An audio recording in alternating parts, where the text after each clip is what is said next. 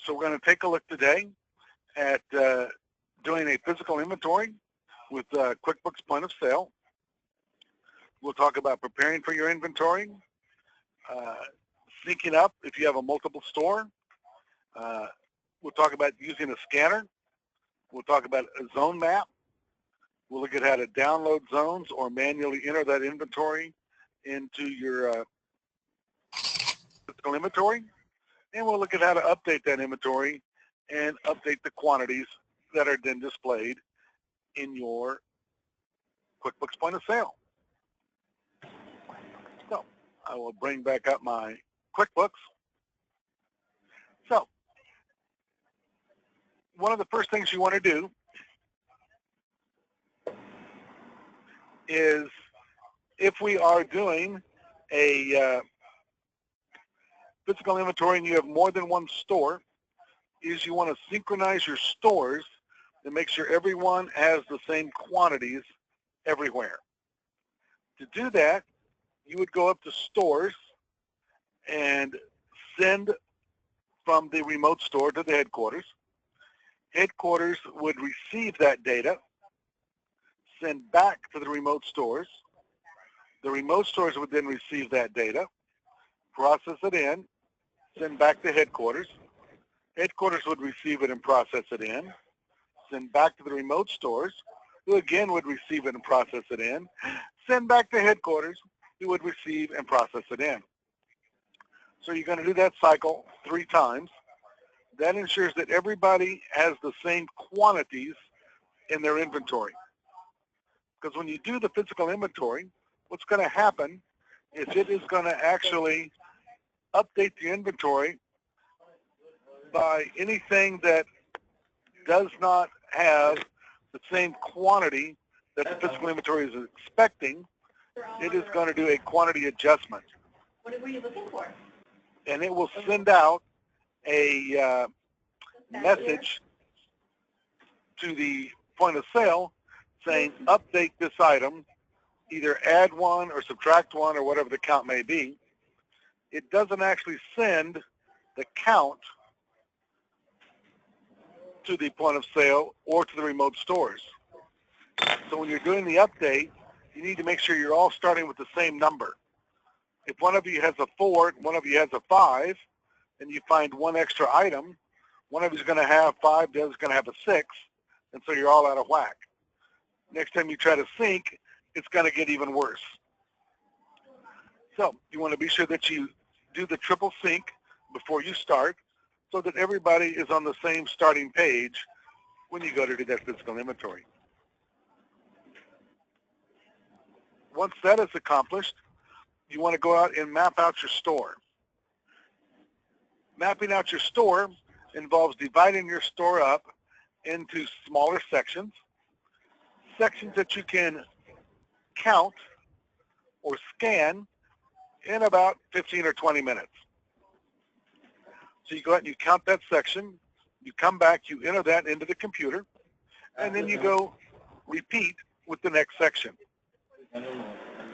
And the reason you want to do that is if something goes wrong, you don't want to have to start over and redo the whole store.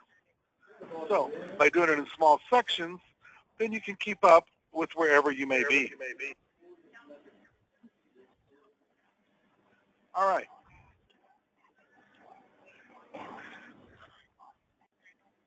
And so we can see here that brings us down to testing the scanner. If you are using an inventory scanner to do your physical inventory, you would want to make sure it is connected up, make sure it is talking to your point of sale. So you would start a physical inventory, you would go out and scan a couple of items, come back, then upload those into your point of sale, and make sure that they show up correctly. If they do, you're all set.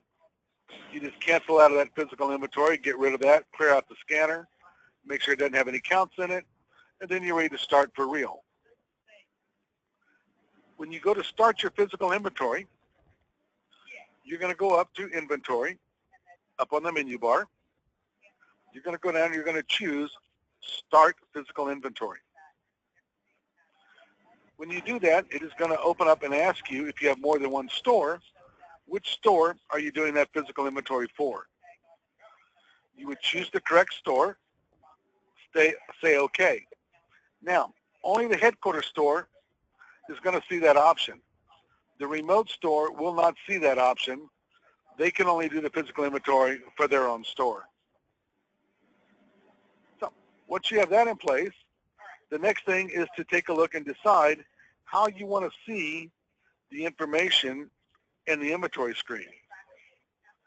If you have columns in here you don't want to see, or you have a column you'd like to see that you're not seeing, we can modify this screen by right-clicking up here on the header bar, choosing Customize Columns. Anything in the left column here you can add to the screen. Anything in the right column we can take off of the screen. So we can adjust what we're seeing on the screen if we have something we don't see or don't see something we would like to see. You choose Add it to the screen, or you choose Remove and remove it from the screen. All right. Do you get to choose the pair, or is there one specific pair that you need? I was told by my manager that we come down here and there was like a style, and then we would choose which style. So we can reorganize this screen by resorting it. Right now I am sorted by my item number. I could sort by item name if I wanted to. I could sort by department if I wanted to, or I could sort by vendor. It just all kind of depends on how you have your store laid out, on which way makes the most sense for you when it comes to going through your inventory. Then, if you're doing a manual count, you're going to want to go up here to I want to, run a report, and you're going to do a PI worksheet. A PI worksheet is going to let you print out a sheet which contains all of your inventory items. It tells you how many it thinks you have. You're going to tell it how many you actually have. And again, we can resort this worksheet by anything we want. You simply click on the little blue ball in front of the item name, and it will resort by that area. I'm currently sorted by department. I can print this out. I can then take the sheet, go around, count the items, come back, and enter that count into my point of sale. So to enter that into my point of sale, I've got two choices. I can come over here to the counted column, and I could type in a number, move down to the next item, and enter the next item. I can also go up here to I want to, add counts by hand. That will open up this little dialog box. I can tell it what item number I have counted. I can tell it how many of those I counted. And I can go right on down my count sheet, enter the items, enter the amount I counted into the little worksheet here. When I have those items entered, I can then hit save, and it will add those counts to my worksheet.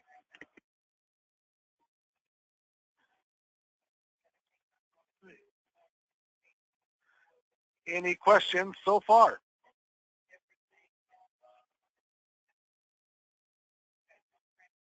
No? All right.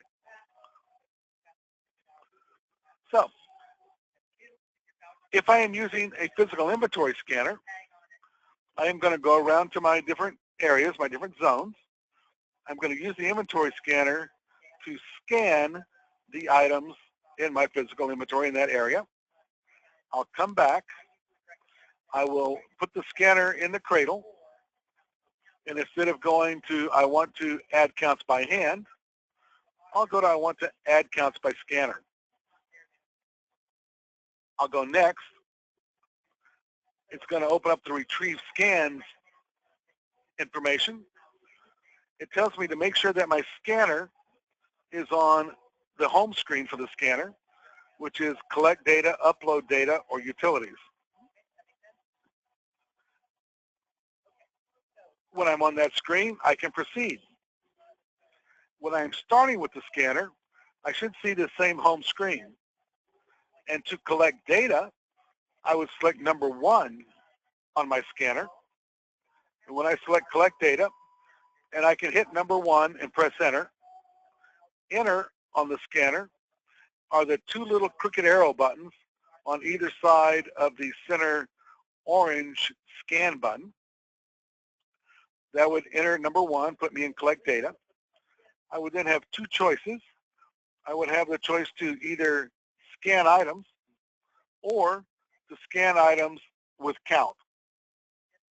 The difference is with scan items, you simply go around and scan every item you have in that area.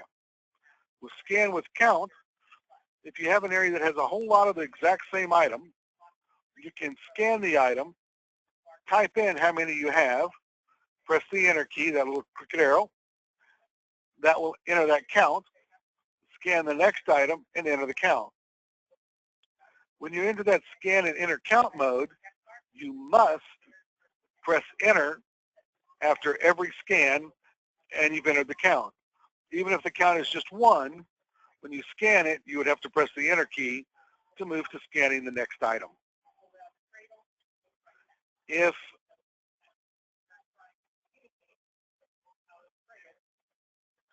you want to switch out of scan and count, you can press the escape key on the scanner. That will back you back up to the collect data menu.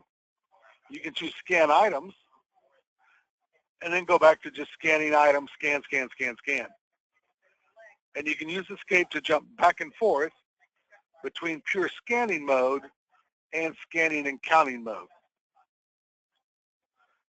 When you're all done, you're going to press escape to get back to this main menu, the collect data, upload data, utilities menu. You come back, you put it in the cradle, and you select next. Assuming you put it in the cradle correctly, it's going to connect and it's going to upload whatever data you scanned into your computer. I do not currently have a scanner plugged into my computer, so therefore I get this, there's a problem with connecting. And even if you have a scanner plugged in, you might still get that same screen popping up. If you do, simply lift out the scanner, tell this one OK, tell this to go back, lift out the scanner out of the cradle, put it back in the cradle, go next, and try again. Sometimes it might take a couple of tries to get it to read the data, because sometimes plugging the scanner into the cradle can be a little tricky, getting it in there just right for it to have a good connection. Because it doesn't click and lock in, it just kind of sits there. Once it has a good read, a screen is going to pop up, and it's going to have 2 tabs in it. It's going to have a tab that says good scans and one that says errors. Hopefully, it doesn't come up on the error screen. If it does, then that means something you scanned, the system is not finding in your point of sale. It will show you the item you scanned before and after the questionable item. And you got a couple of choices. One is to write down the items that show on that screen before and after. Go locate them, find the item that is between them, bring that back and put it on a fix-it table so you can fix it later. The other choice is to print all of the scans it didn't find. It kind of depends on how many unrecognized scans you have. If you choose to print the unrecognized scans, it's going to print everything you scanned in that zone. So it may be several pages. So if you only have a couple of 3 items that it didn't recognize, it's usually a lot more efficient on paper to write down the item before and after to go find the questionable items than it is to print 8 pages of stuff. So once you have done that, then you are going to go to the Good Scan tab. You're going to select All and Save Selected. That will save all the good scans to your computer, and it will populate the counted column.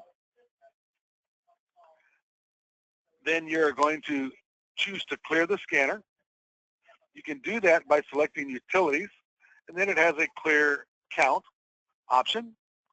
Or right after the scanner reads everything in the scanner into the computer, there'll be another option on the screen that pops up on a window kind of like this that has a Clear Scanner button in the middle of the screen. You can click that. The system will then pop up another window just like that still says Clear Scanner. You press it a second time and it clears all the counts that you put in the scanner. So it's ready to go out and start scanning again. It's really important that you do clear the scanner between trips back to the computer so that you do not double up on what you counted. Because if you don't clear the scanner and you go scan more stuff, next time you read it in, it's going to read in the new stuff, but it's also going to add in the old stuff again. So it's really important to clear out your scanner. So after that, you're going to continue until you've scanned the entire store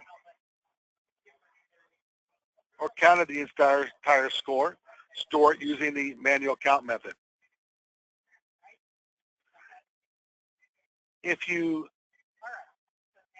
are counting the entire store, not doing a partial inventory, down here in the bottom, you got this little checkbox that says set all items not counted to 0. That is going to zero out everything in your inventory that you haven't counted. So you can see here, this one says I found 3 more items than expected, but I didn't count 8,200 items. That's because I didn't count very many. The 3 more than expected is because I had a few items that had a negative quantity.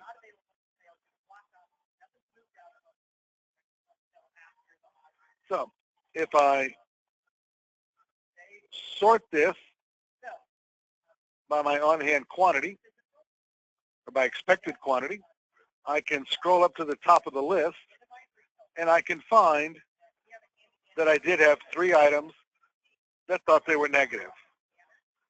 And it shows me that quantity, and it puts a 0, which means that they're +1. 1 more than it thought it had, which was 0. If in counting I actually find that I had those, and I put an actual number, it's going to be an even higher difference quantity. So you simply go through and count everything you have. When you have counted everything and you're happy with the counts, you want to do a save and continue. Save and continue will save everything you've done. You can then close out of the physical inventory, come up to File, do a backup data, back up that data. It's going to create you a backup.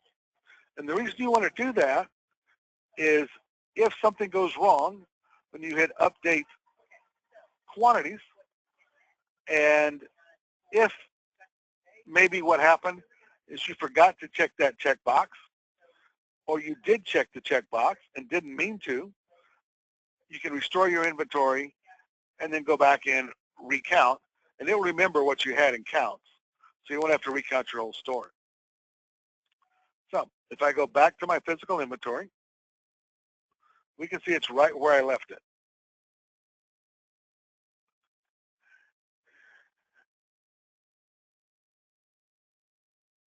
And when I have discrepancies, I want to go up here to I want to, and I want to run a report.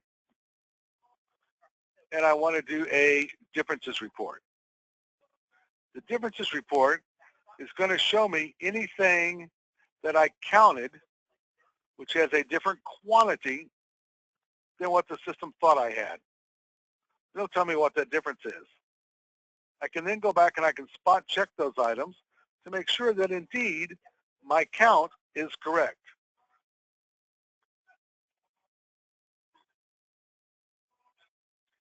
All right. So with that done, I'm going to go ahead and count that one. And I'm going to count that one. And that one. And that one. So now that I've counted those items, my inventory looks good. And of course, normally I would count everything in the store. Another little note that if I check this and I do a save and continue and I exit out, next time I go back into my physical inventory, that may or may not be checked, but even if it is checked, the zeros might not be entered. So if you ever come in and that is checked and you intend to check it because you're counting it all, it's a good idea to uncheck it and recheck it just to make sure the zeros are all actually applied to your inventory. I don't want to update everything in my inventory to 0, which is what would happen if I saved it. But with the counts I have, I'm going to apply changes to my inventory. I get this note that says I'm about to update my inventory. It's going to create an adjustment memo for anything that has a difference between what I counted and what it thought I should have had. So I'll say yes, continue. It just went out and adjusted my inventory. I can run a differences report if I want to. I can run a detail report showing me all of my items. So we just looked at the differences report. If I choose a detail report and run that report, we can see what that looks like.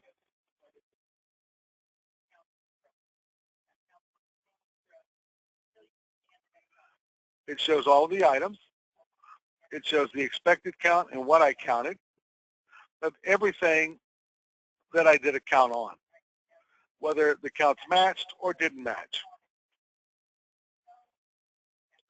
And it tells me my total differences in both cost and retail. I can print that if I desire. I really don't want to, so I'm going to exit out of there.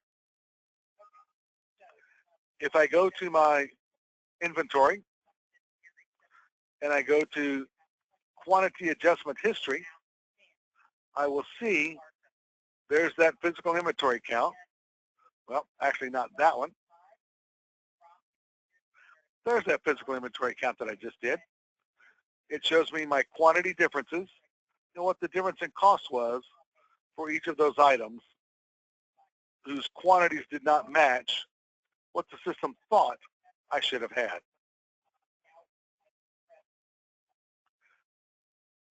I could print that if I wanted to, or it's going to be there forever. I can always go back and refer to it. So, any questions on doing a physical inventory with point of sale?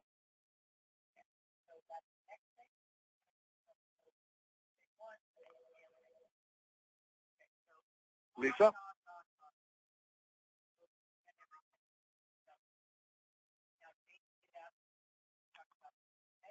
No questions?